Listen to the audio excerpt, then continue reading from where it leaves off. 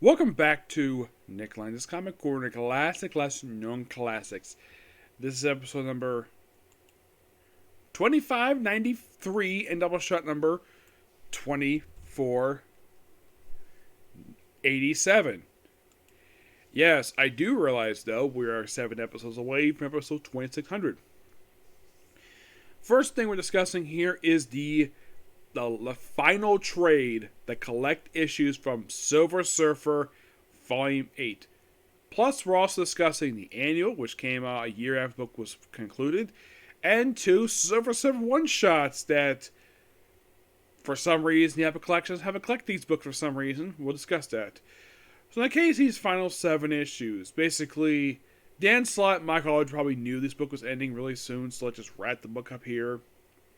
So so you have, they're off in space. Like, issue 7 is basically Surfer and Dawn at a space casino. That's literally what issue 7 is. But it's a really fun one. And plus, Dawn wears an outfit similar to her normal outfit, where she has like a full back exposed. Makes her very sexy. And the fact that it also shows the fact Dan Slott is trying to develop this relationship between Silver Surfer and Dawn, which I think is great. Yeah, and then of course by issue number 11, they fight off against, it's called Tall Tales. They basically face off against a giant space whale, which tries to eat them. And the book ends with basically a conversation with Eternity himself and the lady from issue 1. Yep.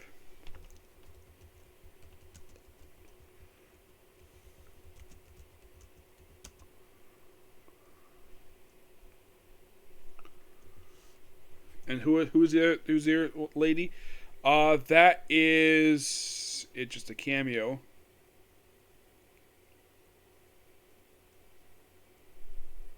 The Queen of Nevers. Yes.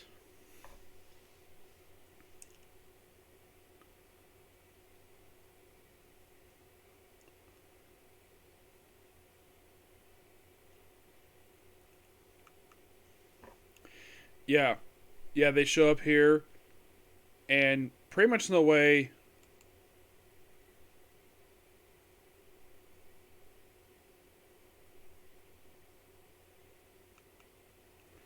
Yeah, and then of course basically the very next issue it's like, oh, like Silver Surfer and Dawn go to this planet where her body gets separated and that this holographic version of her like has memories and has one memory that's not there in her real body.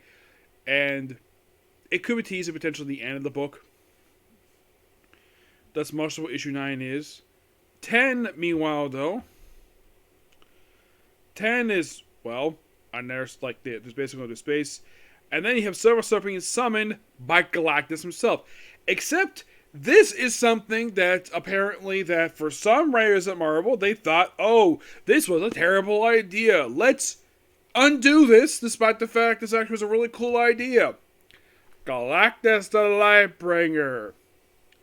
Some of you are thinking, Galactus the Lightbringer? When did this happen? Al Ewing did this in the pages of his run for Ultimates. As a matter of fact, it was the first thing he did when he did the book. Very first story arc. The Ultimates solved the Galactus problem. Simply put, eat this one planet, become Lightbringer. And he basically restores the universe. And I thought this was a really cool concept. Really cool. Lasted about a couple years. And then some writer like, yeah, this was a bad idea. So let's make him the Devourer again. For reasons. I don't know why. And then Donny Colas killed him off during his first arc for Thor. And then got brought back in Silver Surfer along with Ego. Yeah, so Slott he pretty much brought back Galactus. Well, first put Galactus in Destroyer armor, then he basically got back proper form. Well, it's great to see Galactus again. Now, I like this version of the Lightbringer because, in my honest opinion, this was a good idea to do more stories with him. He's fixing planets that he already ate. He's trying to redeem himself. But Indian was like, nope, let's have him go back be Devourer because that's what he is, the Devourer. It's like, and by the way, right after that story arc, it's like, the biggest thing for that book was that, oh, we're going to fix the timeline that was broken by Bendis. And guess what? They weren't able to because in Age of Ultron, the timeline was shattered. And was it fixed? Nope. Never was, though it's implied it may have been fixed next to Secret Wars. But it's like, some people try to do something and somehow they get bored or they're told to drop it. It's like something that easily be fixed. Nope. They just don't care. He's not very heralding, but he's basically fixing like this planet. Really cool concept. I love this. And then basically, then we have Eternity himself shows up. Yes, Eternity. Everything with Dawn and Surfer, and of course making out in space. And then Warrior Zero shows up in issue number 11 for his last ever comic appearance. Yes. I say that because it is 100% completely true. Warrior Zero, formerly Warrior 1, shows up here for this issue and then never appears ever again. He basically is here to get revenge on Silver Surfer for costing him his job. Yeah, it's like, this is his first pop appearance in the issue from the previous volume for the series. And then like, oh, after this issue, he's never seen again. Yeah, also Warrior 1, the one who was previously Warrior 2. The one who replaced him as this role. Yeah, this is also her final appearance as well. Excuse me, yes. Then we have the first appearance of, in this issue, of Bee Queen. Also, at the end of the issue, Silver Surfer and Dawn go back to Earth. And then this got, now basically it was previously established that her twin sister got pregnant. And she got married. And she comes back to Earth and be gone for, appears not that very long. So apparently this period of time, she's already given birth. And her father has just died. Panel. Yes, her father. They have his funeral. Of course, she's very happy the fact she's an aunt now. Then she discovers her father just died. And the whole next issues basically deal with the aftermath of that. The fact that her father just died. Yeah. And you can tell by this point, it's like, yeah, the book is set to end really soon. Because they killed off this really cool character. I like Dawn Spot. I thought he was a really cool guy in this book. And yeah, then they have him die. And of course, basically as a flashback for him in this book, despite the fact that they're just dealing with his atom, of course, by his ashes. Really good here. And of course, by this creature who's posing as her late father. Then deals with him and then they go off in space. And Surfer just gets Silver down where he's wearing a ski cap now. And then the very next issue of the book, in the penultimate issue, Dawn dies of old age. Yep. Dan Slott killed off a character. I'm sure a lot of people who read this book probably love this character and had her die of old age. Yep. Yeah. So they have her die of old age while Surfer remains perfectly fine in this timeless one-shot. Yep. In this timeless one-shot issue, she dies, but her remains are put in this cube and then taken back to Earth to her sister the very next issue. And then, like,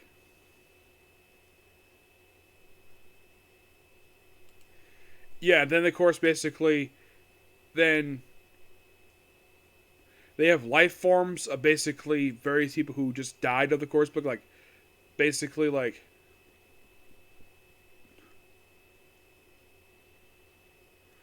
make life forms of characters who just died so many ways, and that's the book ends.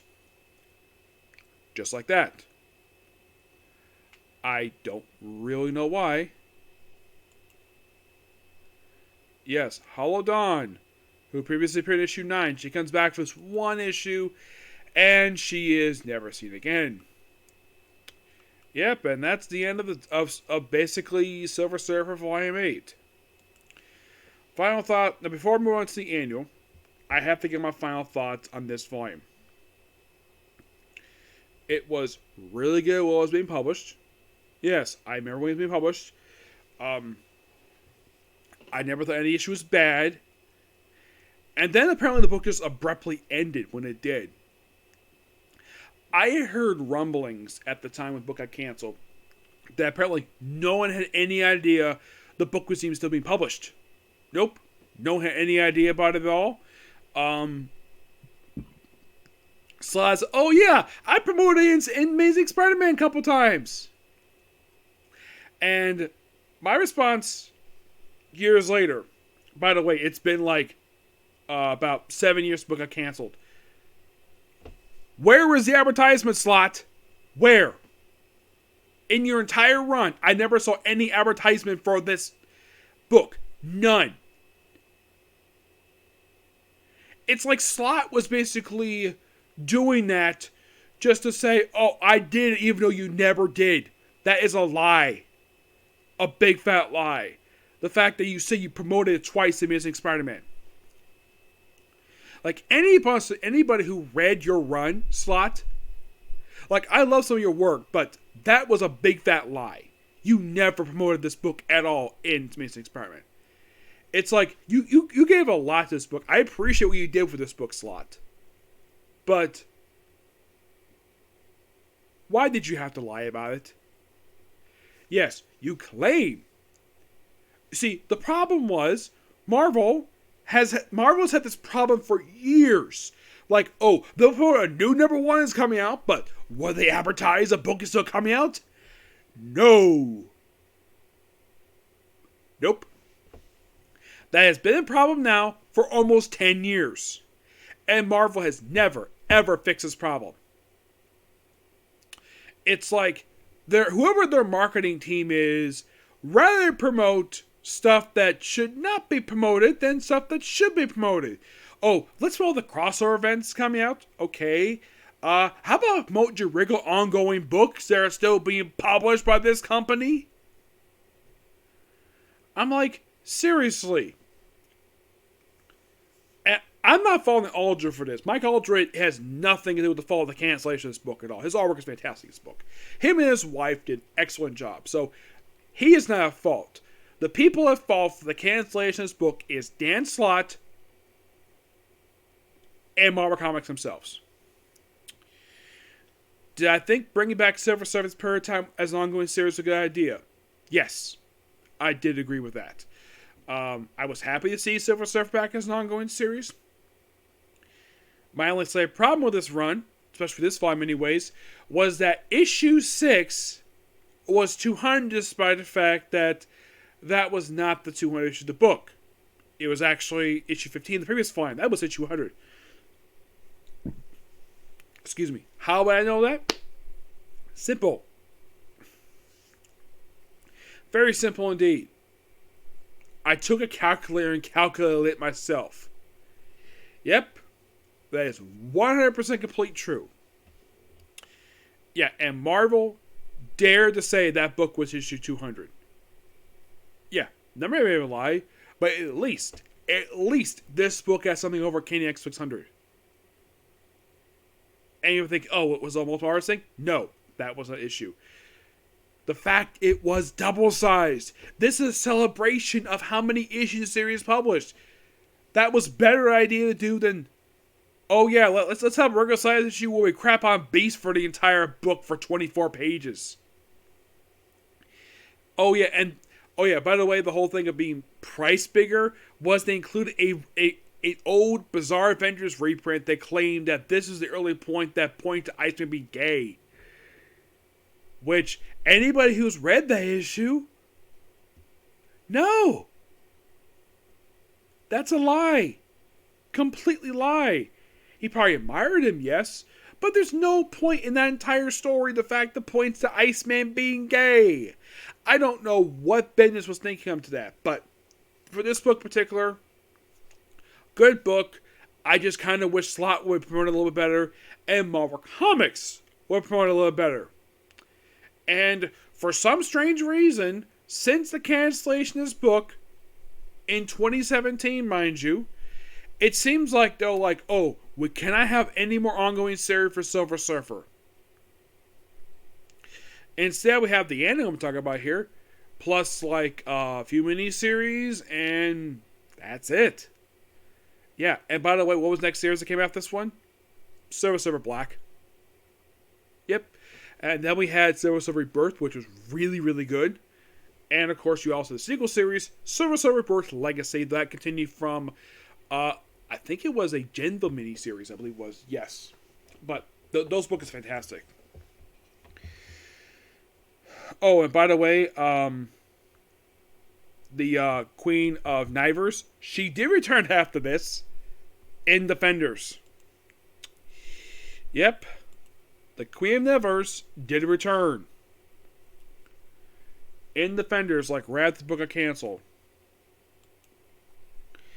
It's like, okay, we did a good job promoting this book, and then like, okay, so her next appearance was in issue Defenders Volume 6 by Al Ewing, and then she appeared in the Reckoning War stuff, and then her last known appearance was Defenders Beyond number 4, which was released just a couple years ago. That was the most recent thing they've done with the character. Yep. But what about Silver Surfer himself? Because apparently no one else is booked by the return, aside from the Queen of Nivers. Now, what about Silver Surfer himself? Like, what did he do afterwards? Well, he didn't do a lot, per se.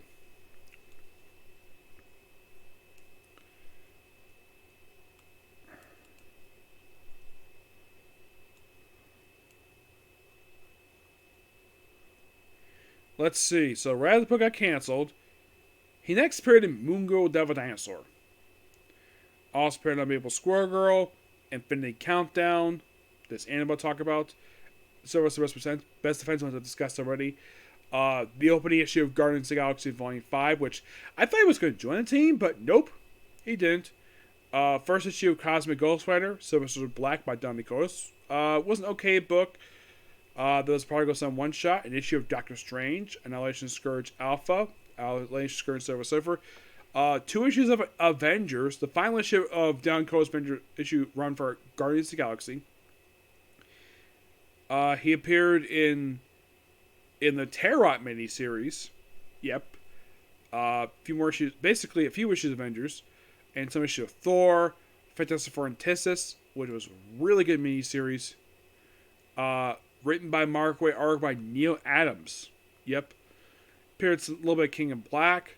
And of course, Avengers Volume 6, obviously. In the Thing miniseries, so was Rebirth. He's appeared sporadically, don't worry about that. Oh, I almost forgot. There was also Ghost Light. I don't remember if I've discussed this one already. I don't remember if I have got this one yet. No, not really. It's actually a book I haven't really gotten yet.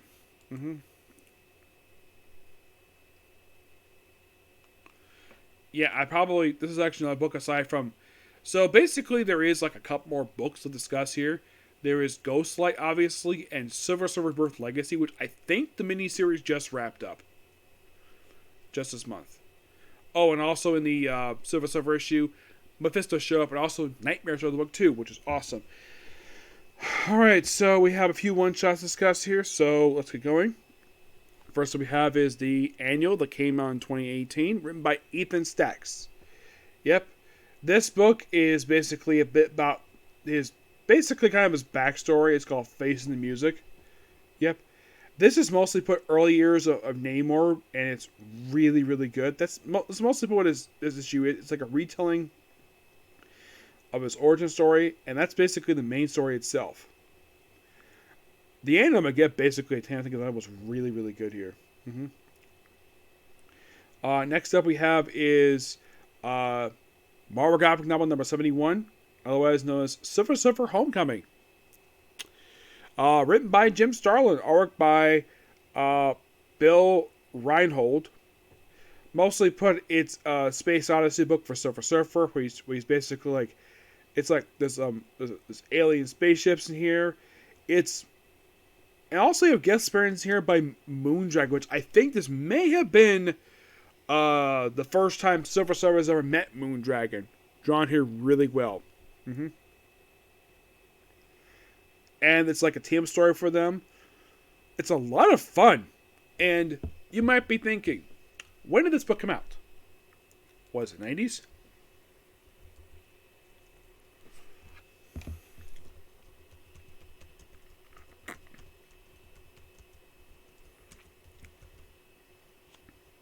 This one shot came out in 1991.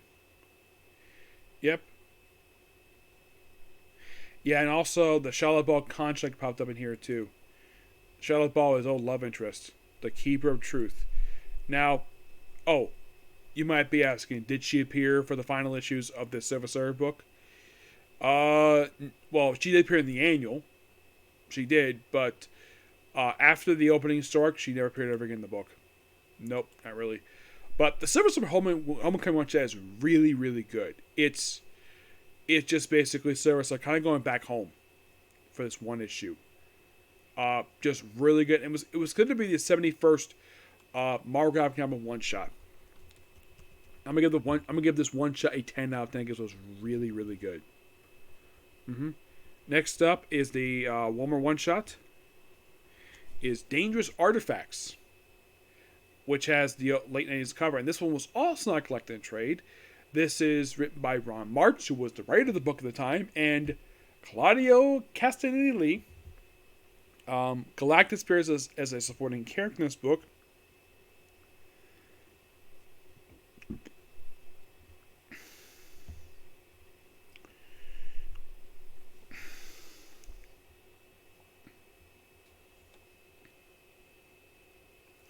Yeah, mostly put we have the first appearance of this woman named White Raven. Yes, this woman who is associated with Thanos. And she only appears in this one shot. She never does again appear out this book. We also have a guest appearance book by Thanos. Yep, it's just Silver Surfer flying through space. This gorgeous artwork here. Yeah. And here's White Raven. A few pages in, that's her. This beautiful alien woman, that's her. It's like a mercenary book, and Galactus is like summoning him to deal with stuff. But it's an overall really good one-shot. Somebody's saying, why didn't Marvel collect this? I have no idea. It was really good. Not a bad one-shot. And, well, that is the end of talking about Silver Surfer for now. There might be some occasional stuff for Silver Surfer, but I'm up to date with Silver Surfer. So, what is replacing Silver Surfer? Doom Patrol. Yep. I want to discuss that one for some time. More of that, so there's that. Alright, next up we have is the 12-issue maxi series, Saga of the Sub-Marner. Let me show off the opening cover here.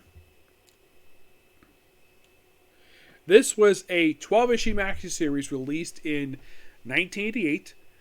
It is mostly put Roy and Dan Thomas retelling, not reprinting, retelling Namor's history up until this very point. Like when he was younger, with his parents, when he basically first ruler of Atlantis, when he got involved with the Invaders, the Fantastic Four.